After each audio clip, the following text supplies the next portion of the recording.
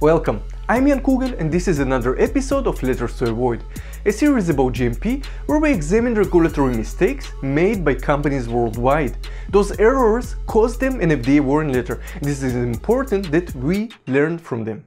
In this video I will talk about the importance of drug components verification.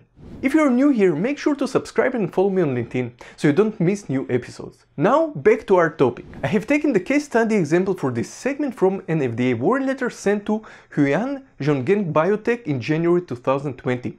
The company manufactures toothpaste. I talked about this company before while exploring quality control mistakes to avoid with finished drug products. I'll leave a link for you in case you missed it. This time the company failed to verify the identity of each component that they used in their production.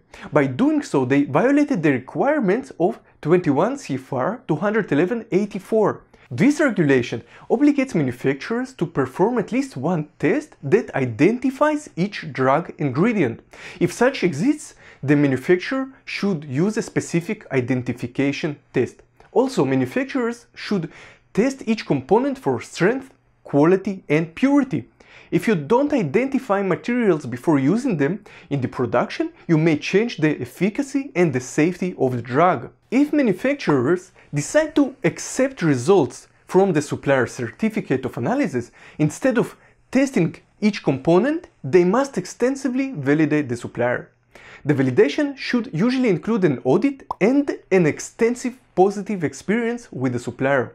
Although you can accept most of the results from a supplier after a successful and comprehensive qualification, you still cannot go without an identification test for each batch. Let's say a supplier messed up and delivered the company a false material. The company didn't test it and used it anyway. If people get hurt, it's the company, not the supplier, that will carry the blame.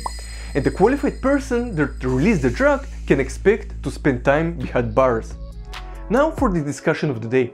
What would be your requirements from a supplier to accept its test results for strength, quality and purity from the COA? Share your thoughts in the comment section. That was all for today. Stay compliant and see you in the next segment.